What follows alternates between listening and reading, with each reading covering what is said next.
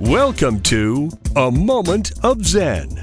Time to sit back and relax as model, actress, mentor, and supermom Xen Sams takes you on a sexy and wild ride, covering the latest in film, fashion, pop culture, politics, and entertainment from the millennial mom's perspective. Here's your host, Xen Sams. Hello, my beautiful friends and loyal listeners. It's always a pleasure to spend my time with you on the airwaves. Thank you for listening and interacting with me on social media. That truly makes it all worthwhile.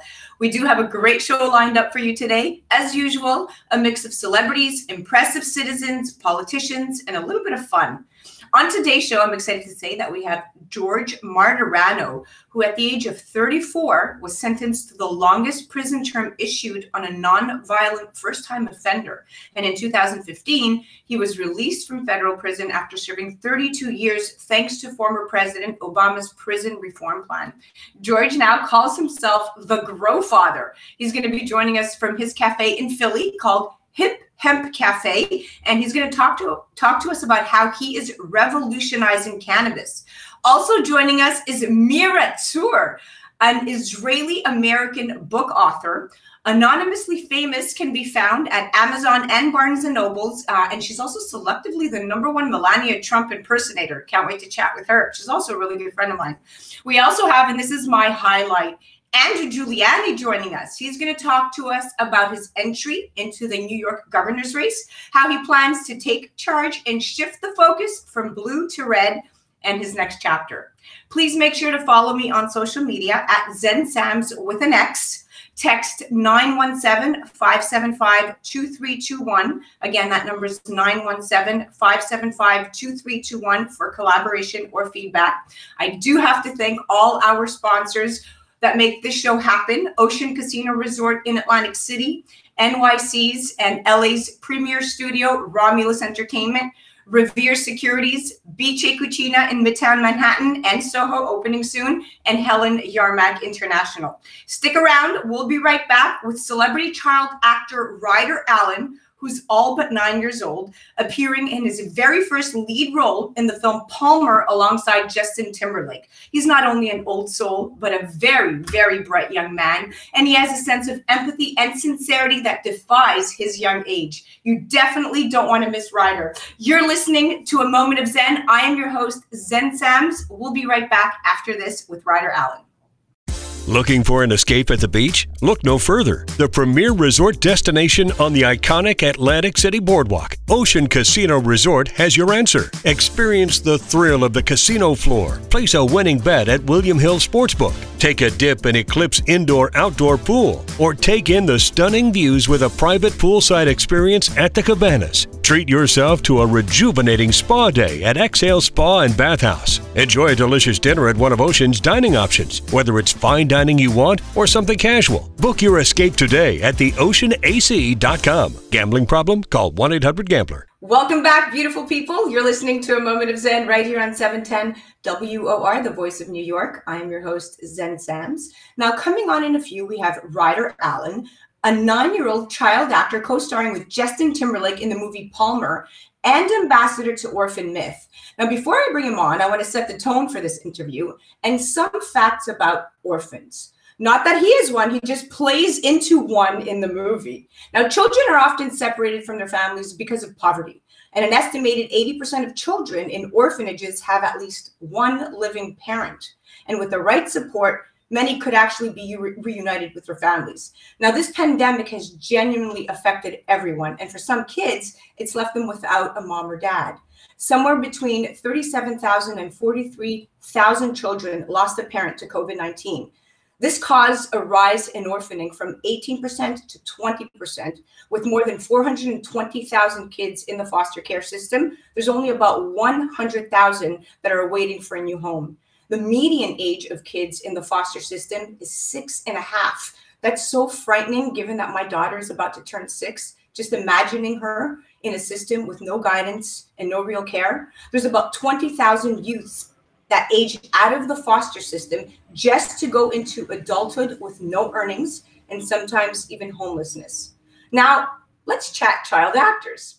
It's become commonplace to talk about child actors as wise beyond their years. But my next guest, Ryder Allen, is exactly that. So very wise beyond his years, and he happens to be acting opposite one of the biggest stars in the world. The movie Palmer can be found on Apple TV+, and it stars Justin Timberlake as a former college football star who returns home after 12 years of being in prison. His grandmother allows Shelley to keep her mobile home on her property and often babysits Shelley's son, Sam, played by Ryder, a kind boy who plays with dolls and likes to dress as a fairy. Now, Sam's refusal to conform to gender norms doesn't go over very well in their small town, and Palmer soon finds himself the unlikely caretaker of the child. It's a movie truly about redemption and new beginnings, an unexpected story of friendship and family that's basically anchored by the central performances of Justin and Ryder. And their contagious chemistry, and especially Ryder's very compelling performance, are made all the more impressive by the fact that this was Ryder's first film. Now, when he's not acting and he's doing his part with Orphan Myth, how fitting. This organization is supported by over 45 nonprofits and 30 celebrity ambassadors, including myself. And we aim to increase support for orphans in the system and break the stigma. And as a mom, I can't imagine any child having to go through life without a supportive family. Welcome to the show, Ryder. Thank you so much. Congratulations on this role, darling. Oh my gosh, thank you so much. You should be so proud. Now, this is your very first acting job. Is that correct? Well, not acting job. I've done like commercials and stuff, but this is my first like major role. Like this is my first feature film. So it's like really cool. That's so special. Now, do you remember the day you found you booked the part? No, but I think it was like around maybe, I know it was in 2019. And how did you feel? Anyways, I was in a Gucci store when I heard that I booked it because we were at the Topanga Mall. Anyways, I was so excited. I just dance breaked in the Gucci store. I was so excited. It was just like the best moment in the world. It was just so incredible for me. And what was it like to work with Justin Timberlake? So great. He is so incredible. You don't even know. Like, he's incredible. He gives the best acting advice in the world. He's so supportive. He was like my half-father, basically, on set. Oh. That's so sweet to hear. Now tell me about being on set and playing this character. This was not an easy role to play. I mean, you really had to have some good acting chops for this one. How did you prepare for this role? Being a little boy who plays with dolls and fairies, and tell me all about this. Well, I have to give like 40 or 60% to my coach Lori for that, because wow, she helped me so much on this movie. It is unbelievable. She coached me through everything because she was amazing. So I did a self-tape with my coach, like I always do usually. Then I got a call back. Then I went in and met Fisher. Then I went to the chemistry read, which was really incredible. Then I met Justin, and that was great. And I met the writer and the director, Fisher, again, and stuff. And then they wanted an actual, like, test screening. So we went to Louisiana and did that. Then we went back to LA, and then we went to the Topanga Mall one day, went into the Gucci store, and then we heard. So, yeah. Wow, I love the exposition. Look at you. I don't even have to ask you any questions. You're just giving it all to me. So let me ask you this. You are originally from Malibu, California. Is that correct? No, I was born in Burbank, but yeah. You live there now? Got it. But you're on the West Coast. You're a California boy. Yes. Okay. And except for I do like winter a lot. You do love winter? Yes. Me too. I love skiing. My daughter Alexa's 5.5. She loves ice skating and skiing. We have such good times. But we're talking about you now. Listen, I have some major questions. What do you want to tell people out there, both adults and other kids, who make fun of boys playing with dolls? Yikes. Let me see here. I honestly think that everybody who does that must, they must stop, first of all. Second of all, why? What does bullying a child for what they do in life that makes them happy gonna do to yourself? Is it gonna make you feel better about yourself? Is it gonna help you in life? No, it's not. Or at least I don't think it's gonna make you feel better at all. That's amazing advice. You're right. And yeah. And what advice can you give other actors who want, fellow actors or kids that are just interested in wanting to be an actor? Do you have any special advice for them? Well, yeah. Lots of people think acting is easy. It's not. It's not that easy. And you need to work hard every day for every role and everything. And if you're willing to do that, then it's honestly a very fun job and a good job. I love my job because it's fun. I like it. And it's great. Also, acting's risky. So if you want to get into that, I say go in, never give up, and do your thing. But if not, if you think it's just going to be easy and that's why you're going to do the job, probably not. Probably not get into it. But if you're willing to work hard, yes, I think it is a great job. It's fun. It pays well. It's good. You are a wise young man, my friend. Now let's shift a little bit back to Orphan Myth, okay? Why is Orphan Myth so important to you? And can you explain to the audience what Orphan Myth, what their purpose is in your words? Yes. Orphan Myth is really important to me because of their message. Because as Sam, he didn't want to go with a new family. He thought he had a perfect one. PALMER'S, Shelly, and Miss Vivian. So I believe that Orphan Myth is great because they try and get their childs back with their biological families. And if impossible, then adopt them into a new family because every kid needs a home and a family. As you said in the trailer, see, everybody needs a family, even a kid, even like somebody over 23, they need a family to support them in every way imaginable in this world. And so Orphan Myth tries to make that happen with every kid in orphanages or the system. Every single one, they try and get them back to their biological families or adopt them into families.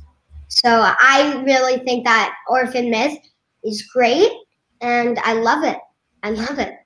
So I'm an ambassador for Orphan Myth as well, and I agree with you 100% that there are other ways in where we can not have children separated with their moms and dads over a lack of funds, which means that they don't have enough money to support them. Yeah. And that there's better ways to go about it and unite these children back with their families. And the role that you played was really timely in the way that it speaks exactly to that audience. Sam would have otherwise ended up in the system if it wasn't for Palmer. And you saw that firsthand. You were so emotionally available. And it was very, very different from the life that you had because, to my understanding, your mom and dad are sitting right next to you. They are so loving. They are so supportive. And you know more than anything that the reason why you are at where you are at is because of that support that you've had from your incredible family. All because of them. All because of them. That's right. My sister made me think that acting was cool and stuff. Then my mom helped me get into it. And then Daddy got into it with me and helped support me. It's all because of them, literally. My daddy says class.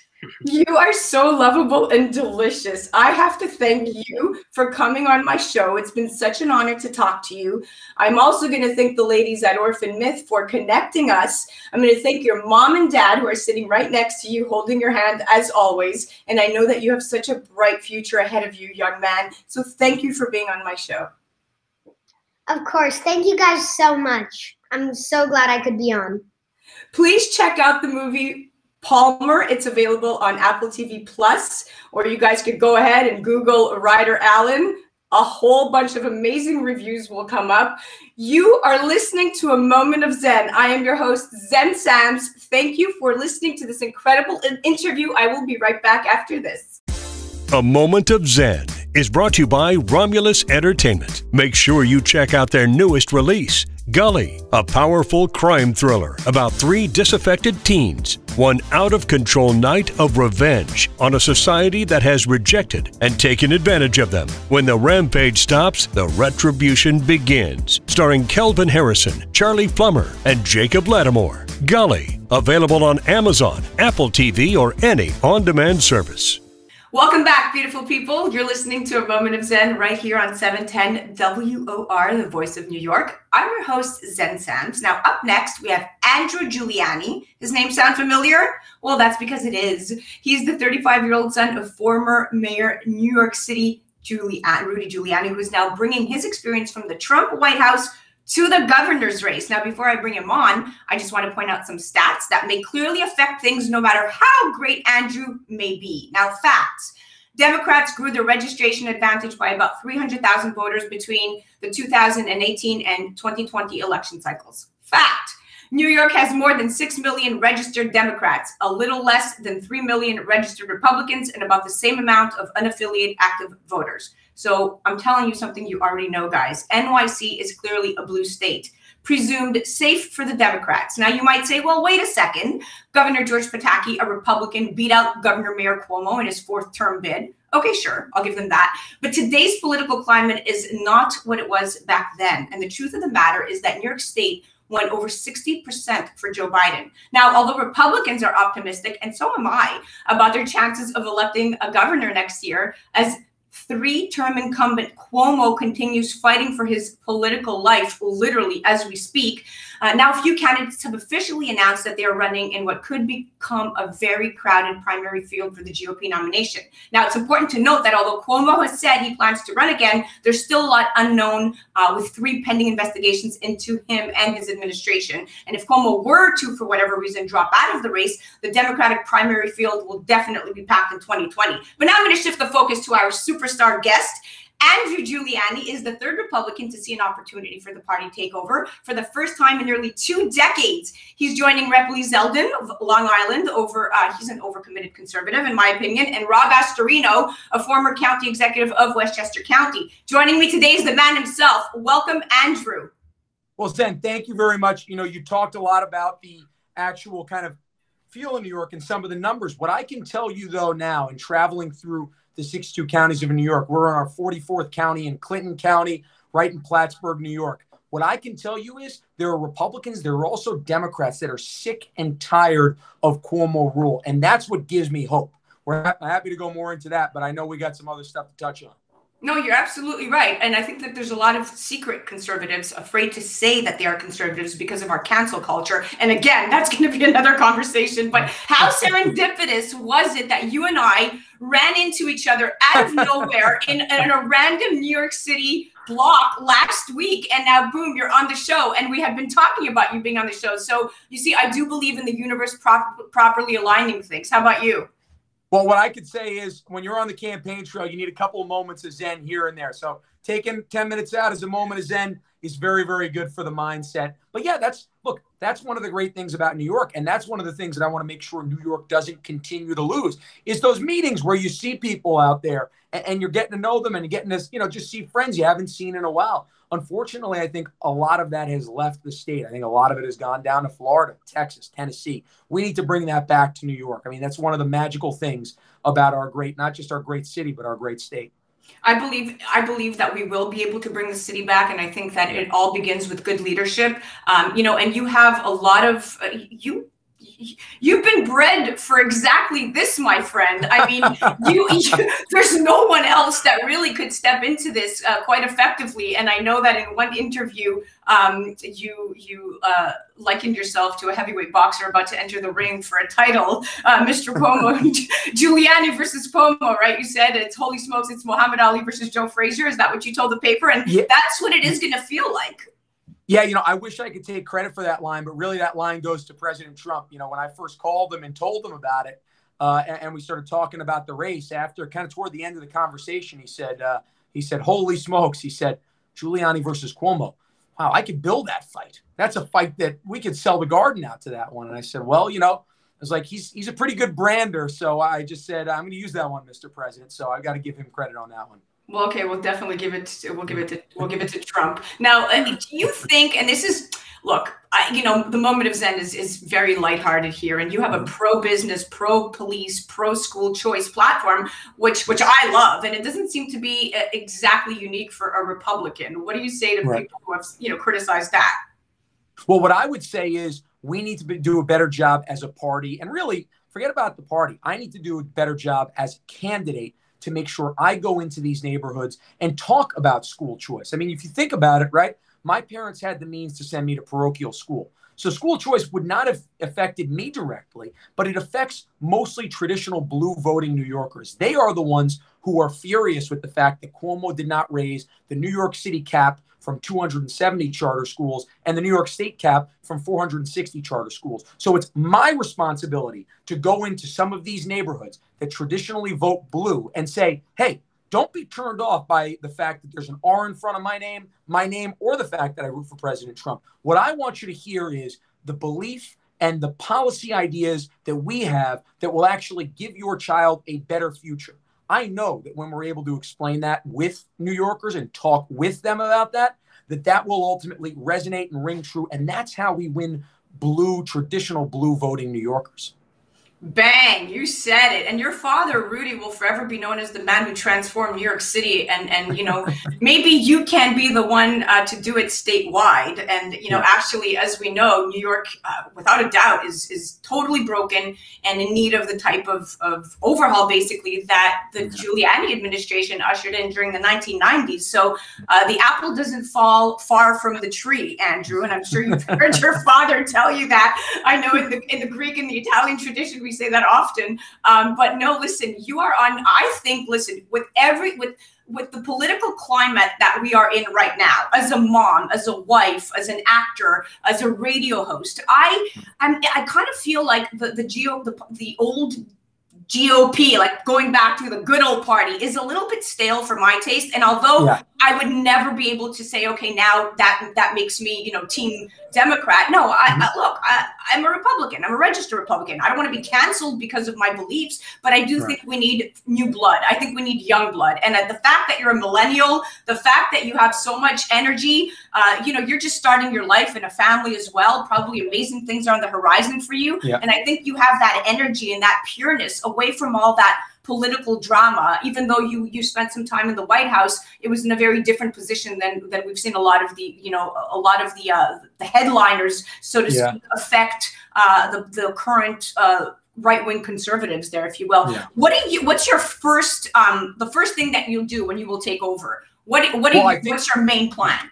So I think, at least from an economic standpoint, let's start there. On day one, right? Everybody talks about tax cuts. And look, I want to go after tax cuts, but I understand that's going to take working through a legislature. You're not going to be able to accomplish that on day one. You start working on it on day one. But what can you do on day one as governor? You can start a regulatory reform agenda that will ultimately attract businesses to build their footprint back in New York. So literally, as I'm governor-elect, as I'm going through this process, I will literally lay out the regulatory agenda, talk about each industry in New York. And this is not just Wall Street and the real estate industry in New York City. This is also the Southern Tier and gas and pipelines in the Southern Tier. This is financial tech in Western New York. This is broadband in the North Country here. We are going to look at ways that we can make it easier for business to incentivize building out in New York and not be disincentivized into leaving right there. So I think from an economic standpoint, day one, we start cutting the red tape. And most importantly, from a crime perspective, we empower our cops again. We protect their qualified immunity. We repeal bail reform. And more than anything, we make a statement that cops know that there will be no greater friend from the governor's mansion than a Governor Giuliani. Well said, my friend. Well said. You are coming out swinging, and you know, no better person than somebody who is as purebred as you. And I know Mr. Trump had somewhat made it clear a while ago when he saw you, when he said he may have been leaning towards Mr. Zeldin, which I completely disagree with. And you suggested that he waits until after the next campaign filing, which would be in mid-July, so that you could demonstrate your viability. And you know what? If Mr. Trump is listening, I'm going to say this right now. As a mom, as somebody who wants somebody fresh and hip and cool with new ideas and a new way to reform things, it should be and has to be you without a doubt. So you have my vote. Thank you, Xen. That means a lot to me. I appreciate that. You know, look, I look at it this way. I think it's actually really, really healthy for the party and for the state to have myself, to have the congressman, to have Rob Astorino, to have, I mean, if anybody else wants to jump in, jump in. Okay, yes, we have to, I have a cutoff at 10 minutes, but listen, we can still do more behind the scenes, but we're going to definitely bring you back. Guys, you're listening to Andrew Giuliani, and this is On a Moment of Xen. I'm your host, Xen Sams. Please make sure you get out on that trail. Please make sure that you support the party that you believe in, but whatever you do, get out and vote. Whether you're a Democrat, whether you're a Republican, your voice needs to be heard. We'll be right back after this. Thank you, Xen. A Moment of Xen is brought to you by Revere Securities. Revere is committed to building a relationship of trust in which they work closely with you to help you define your objectives, explore alternatives, and choose the financial and investment strategies that are most appropriate for you. Go to reveresecurities.com. Welcome back, beautiful people. You're listening to A Moment of Xen right here on 710 WOR, the voice of New York. I'm your host, Xen Sams. Coming on in a few, we have George Martorano, born and raised in Philly. He is a cannabis advocate, a crisis counselor, and owner of Hip Hemp Cafe, a CBD hemp lounge with a mission to improve the lives of the community with the use of course, cannabis products. Now, if you don't know, cannabis helps with anxiety, depression, and body pains. Take it from me. I'm a huge advocate, and I totally believe in the plant. So this sounds like my type of cafe. But things haven't always been that way for George, who at the age of 34 was sentenced to the longest prison term issued on a non-violent first-time offender. Now, before his conviction in 1983, the feds had suspected and accused George of being at the head of an organized crime business, making upwards of $75 million.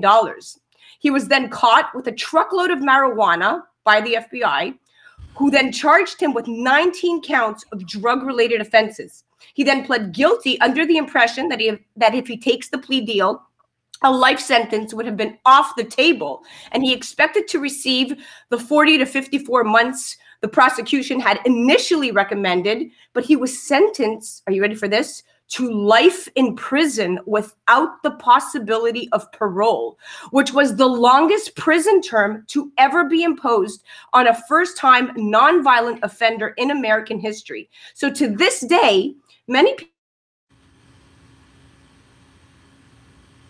but not only for just a first-time offender, but a first-time non-violent offender. Now, while in federal prison, George was inhumanely held in an underground solitary confinement area for 5 years as punishment for not providing the FBI with crucial information on the Philadelphia mob scene that they had suspected he and his father had been involved with. Now, that's a separate story. But almost 2,000 days later, George was freed from his solitary hell and began his journey to become a distinguished and model prisoner. They kept him in 2,000 days in this confinement. That's totally not acceptable. Now, while he has not only taught yoga to his fellow inmates, he was considered one of the most prolific writers in the federal prison system. And this is what caught my attention, with having authored over 31 books and numerous short stories, screenplays, and poems. And in 2015, he was finally released from federal prison after serving 32 years, thanks to former President Obama's prison reform plan that was announced to reduce overcrowding and and provide relief to drug offenders who had received harsh sentences over the last 3 decades. And established in January of 2019, his Hip Hemp Cafe is a one-of-a-kind CBD lounge and hemp specialty shop dedicated to improving the lives of many cannabis users. So you guys could check him out on hiphempcafe.com, but don't check him out on the internet. Here he is, the man himself. Welcome to the show, Mr. Growfather. What a journey, George. Hey, hi, Xen. Thank you for having me on. George Martorano here at the Hip Hemp Cafe, and I'm so proud of it. I didn't know anything about CBD. Actually, when I got out of prison after doing those 32 plus years, I was booked on a lot of stages talking about the cannabis industry, and I learned about CBD, but I didn't learn about CBD from the suit and tie people. I learned I met mothers who started small companies that actually grew into mid-level companies because they had to create a product to help their children who were autistic, suffer from seizures.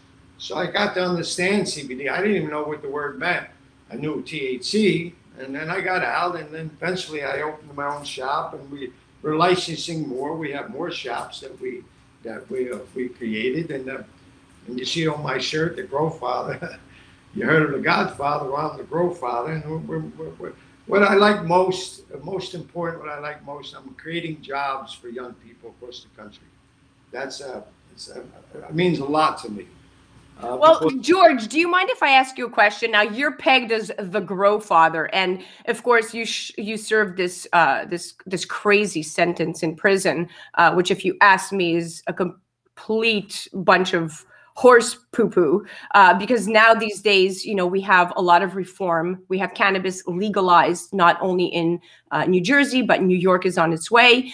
We have a different mentality. I myself am a huge advocate of cannabis. I use it almost daily as a mom, for anxiety, for depression, for my facial spasms, because I had a huge trip and fall accident in 2012, which left me with a metal plate under my orbital. Now, your mission is to focus on the health and well-being of your community. You say by educating people on the non-psychoactive compounds found in cannabis, and you want to provide an all-natural and alternative route versus opioids and pain management methods, which we all know can usually lead to darker paths. What has been your experience after coming out of prison and advocating for cannabis reform? Have you seen an overwhelming response in your community, and how has your cafe grown in these times? Well, I'm most proud of, I opened up 7 days a week through the pandemic, where our city was shut down. Philadelphia and New York were extreme shutdowns, and we had all walks of life, emotional problems, physical problems. We kept the situation, and we did deliveries, we do mail orders.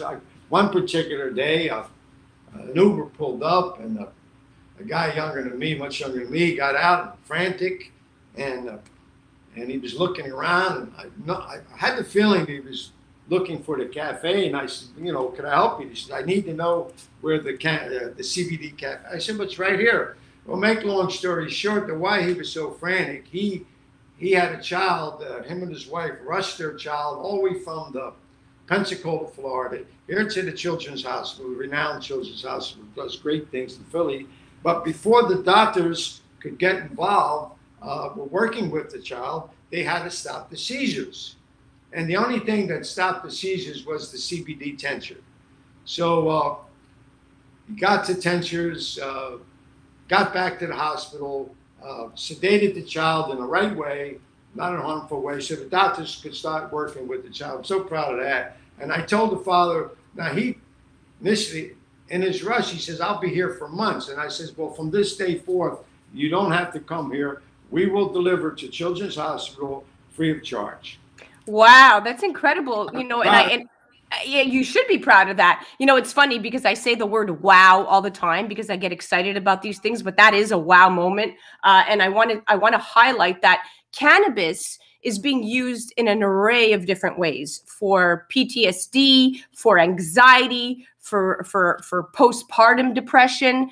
I myself have used it for medicinal reasons when I had my facial fracture, like I said, for spasms, twitches, inflammation, things of that nature. But when you come to work every day and you walk into your Hip Hemp Cafe and you look around you and all that you've accomplished after the darkness that you were in for all these years, for ironically enough, weed, cannabis, and essentially being caught with a truckload of it. Now you are making money from it in a legal way. You're helping people. You're changing lives. Tell us about all the other businesses that you have going on. Real quickly about the truckload of weed. The government brought that weed. There's only 2 cases in the history of America where the government let you keep the profits from the drugs. What was Freeway with Ricky Ross out of LA, where the CIA was giving them the cocaine and turning into crack.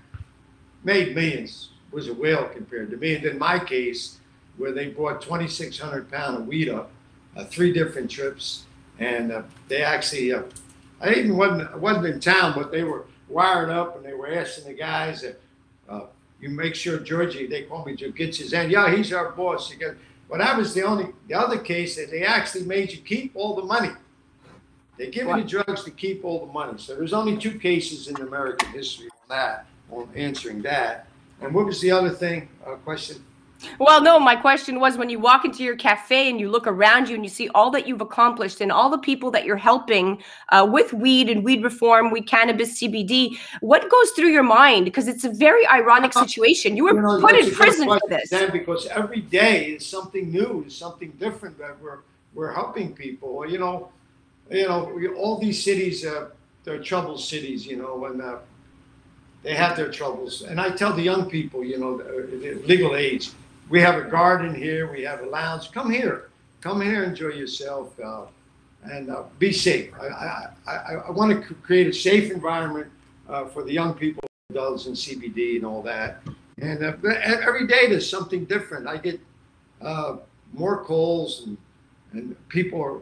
A friend of mine has a top breakfast cafe. They're big the last several years. Anyway, the main chef, a beautiful girl, she was working and her neck was stiff. She was the main cook and her neck was stiff. So we had to take care of right away. We went in there with CBD topical. We rubbed it in there. We gave her some CBD capsules to get the pain away. And it was Saturday. It was a very busy day, but she made it through the day. So we actually administrate on the spot. Then I live in a neighborhood with a lot of restaurants and stuff. There was one waitress, she has several children. She hurt her leg. She had a boot on her leg, but she had to work, and she was hard to get through the night. We went right there, administrate.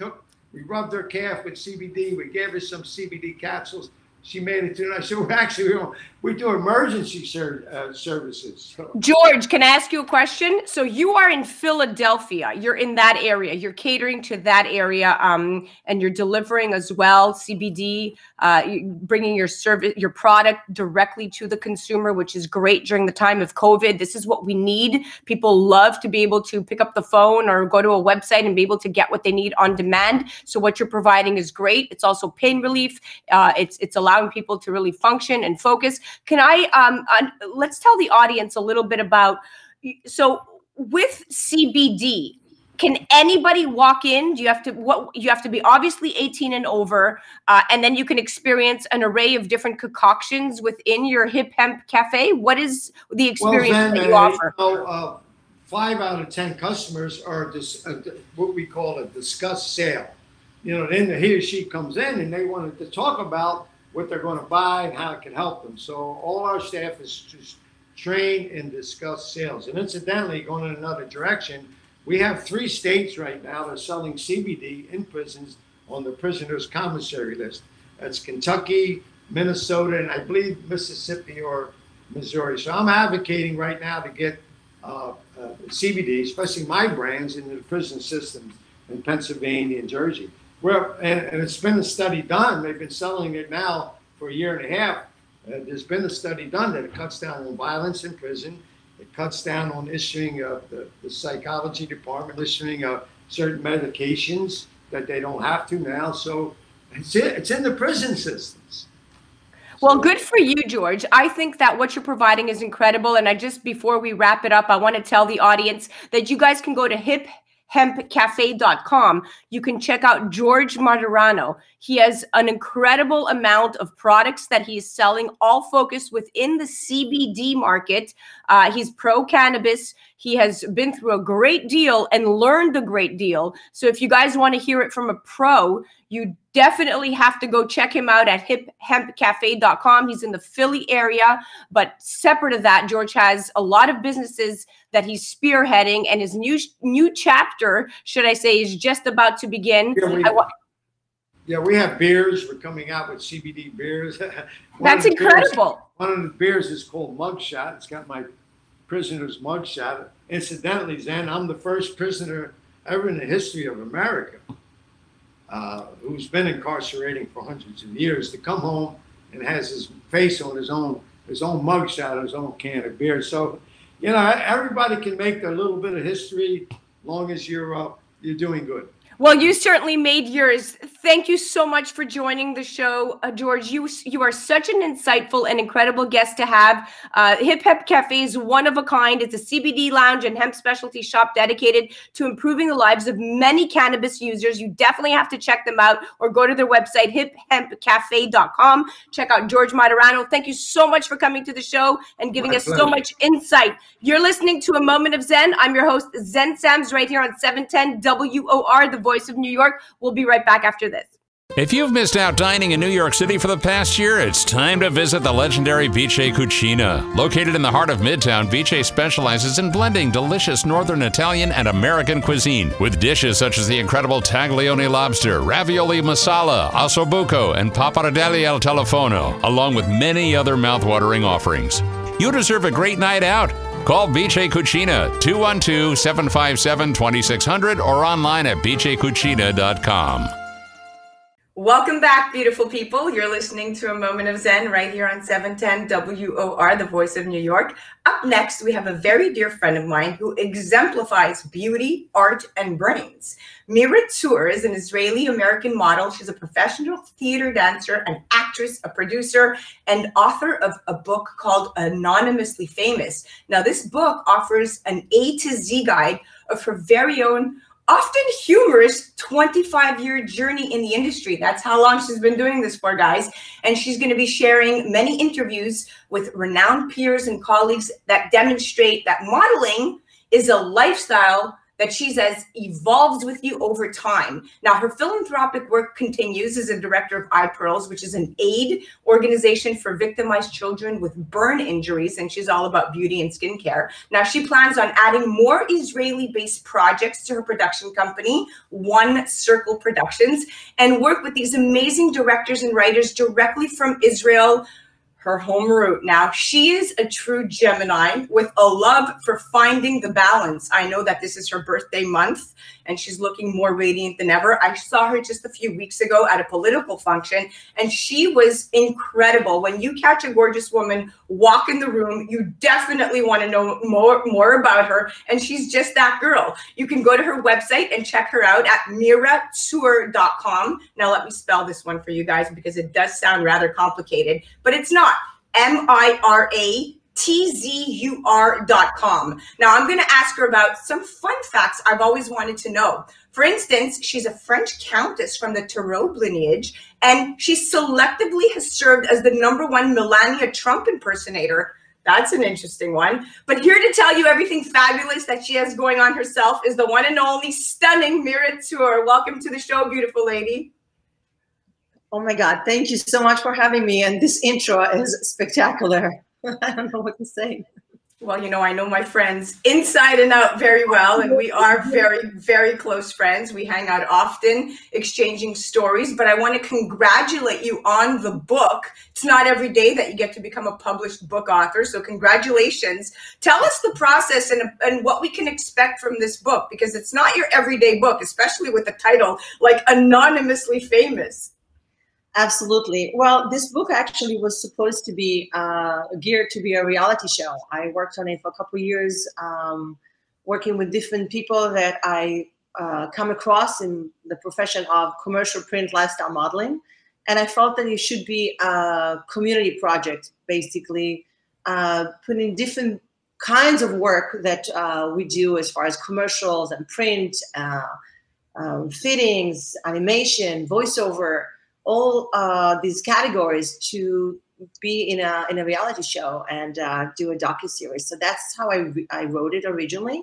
But then COVID hits, and of course, there was no one to talk to and negotiate, and I felt that I'm left with all this material, and I want to put it in the book, so at least I have a manuscript for continuing this journey.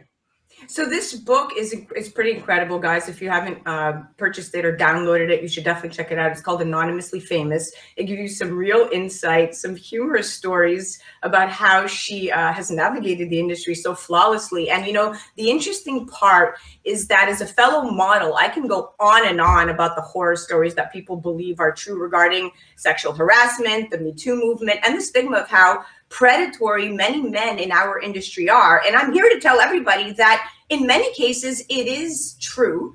And you know, it is one of those industries that you got to be very careful and tread carefully. But you say that you've not been part of the casting couch culture. Why do you think this is so?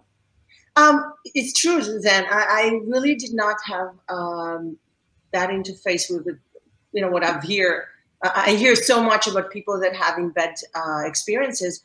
I think it's because I got an agent pretty at young age, and I've always went through the front door. I never got a chance to see the back door, and I never felt that if I give something, I get something.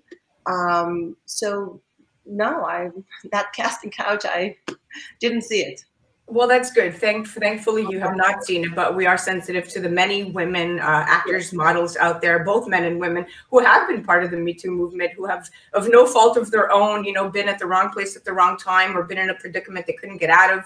I could speak from experience in that, but in your case, you exemplify business, beauty, art, brains. Tell me, what was it like getting, were you cast to be Melania Trump's impersonator? What was that about? That's interesting. No, that was actually really a fluke, I would say, because I just before the election, a photographer friend of mine asked me to kind of just stand in, do a favor, and do a photo shoot with a friend of his, John DiDomenico from Vegas, which is a big impersonator and got lots of different characters. And I just stepped in for Melania's shoes, and we created a video, and it went viral. And then I had to get an agent and realized that I do look similar, and we have a little bit of a lot of different mutual crossover features, and it was just very interesting that it came very naturally, that part. And as an actress, I felt that there was just I can go along with it a little bit, but it went way. I would say that I did it for 3 years, on and off, and it was a great experience. But it was just a role that I played. Well, when she was FLOTUS, it was one thing. Now that she's not, it's a thing of the past, and we're focusing on your future. Now you want to focus on Israeli-based projects with Israeli crews, writers, producers. You're Israeli yourself. You speak the language. You are a huge advocate of Israel across the board, especially in the arts. What is it that you're looking to do with your production company, and why this newfound passion to be almost behind the camera to produce, not just to act as well? Well, I would say that the last several years, I was doing a lot more producing than acting, and it just feels to me that I can't do one without the other. So when I'm done producing, I always wanted to jump in, and it was just a little too late or a little too, it was too much for me to produce and to act. And then vice versa, when I was just doing acting, I didn't feel fulfilled. It was small roles, recurring guests, just nothing that I felt that I can dive into deeper. I'm at the point that I would never take a project if I'm not acting, or I would probably would not want to go to a project that I'm not producing. So I definitely need to do both. Most of my work as a producer was theater, in the theater world. I come from a major dance background. I danced in Batsheva and all kinds of different production in New York, Broadway, off Broadway, did Monaco, Monte Carlo, lived there for a while, traveled the stages of European stages. But as far as the producing, it was more one show after another. That's theater, and I want to dive deeper into the film industry because I put it on the back burner for myself. So as far as Israel, the content there and writers, directors are just having such original content that I can't, very different than the material you see here. And you can even see that Netflix and Hulu, Amazon, Apple, I mean, they have a lot of Israeli shows for such a small country. It's the percentage is major. That's incredible. And, you know, you have such a good grasp on how to be a connector of sorts. You're very synergistic. You love to not just be active in modeling and producing and across the board, but you are also very good at social networking, and you have a lot of friends in high places, and we share a lot of common friends. And the one thing that I can always say is that, you know, you are also a mom and you work really, really hard. And your son is gorgeous, by the way. He's beautiful, and he's 17 or 18 now. Congratulations. No, he's 22. He just graduated. 22. Oh my goodness. Why am I thinking? Actually, today is his first day. He just got a job on Wall Street, and today is his first day, and I'm super proud. What's his name? His name is Alon. Alon. Mazel tov. Mazel tov. Thank you. Well, the most important thing, Mira, is that I really, as a fellow mom, take my hat off to you, because you're all about balancing your work with your family life, and family is extremely important to you. I know you're back and forth here in Israel, taking care of your dad, and you know, you're all about your dad. So I kind of love that family is critical for you, because I think right. And I think that is what has kept you grounded all these years in a very harsh industry, in an industry that could be very predatory. You've managed to keep your head above water, keep your head up high. I always tell my daughter, chin up or the crown falls when she has a down day, because I do believe that and I live by it. So thank you for being on the show. You guys have to check out Anonymously Famous. Mira, you are the best. Thank you so much, and for everything. Absolutely. Check her out, MiraTzur.com. You're listening to A Moment of Xen. I'm your host, Xen Sams. We'll be right back after this.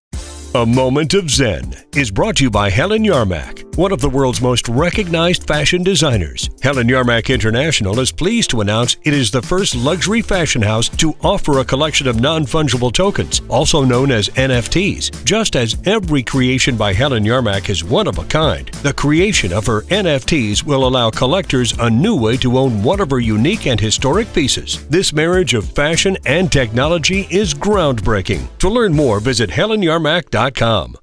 We are almost at the very end of our date, so I'm going to sign off with my fashion crypto tip of the week, brought to you by Helen Yarmak International. And how fitting is this? Let's quickly chat NFTs. So you've all heard of this, and it's a term that's trending on the internet and up and around, and it's called non-fungible tokens, and they are all the rage. Now, will the crypto wealthy, who are mostly young and male, be interested in luxury fashion NFTs? Well, an NFT makes a digital file, like a video or photo, unique. Think of it as a certificate of authenticity for digital files. Now, because digital files can be copied, they aren't really that special, right? But when you make a file into an NFT using blockchain verification, it becomes unique and quite exclusive. Ownership can now be proven, and people are loving them. So in a world where so much content is available for free, NFTs are basically adding a layer that gives this content value. And Helen Yarmak is the first fashion house to enter the digital world. She's one of the very first, if not the first fashion house to enter the digital market with an NFT inspired by her one-of-a-kind unique jewelry line. Helen Yarmak has also mentioned that the brand established a crypto as well as an NFT club and is going to be accepting various forms of crypto payment. And for more information, you can visit HelenYarmak.com. Well, that's a wrap, my friends. Thank you for being loyal listeners. Many of you have already texted me for collaborations, and I love it. Please keep those texts coming. Text feature me or collaboration to 917-575-2321. Again, that number is 917-575-2321. Remember to join me right here on 710 WOR, the voice of New York, every Saturday night from 9 to 10 p.m. or go to 710WOR.iHeart.com/A Moment of Xen to watch fully uploaded episodes as of Monday morning. Remember to tune back in next Saturday night at 9 p.m. for an amazing and exciting lineup of guests. Thank you for listening to A Moment of Xen. It has been an absolute pleasure being your host. Thanks again to all of our sponsors, Ocean Casino Resort in Atlantic City, Romulus Entertainment, Vice Cucina, Helen Yarmak International, and Revere Securities. Till next week, and remember, happiness is the only thing that multiplies when you share it.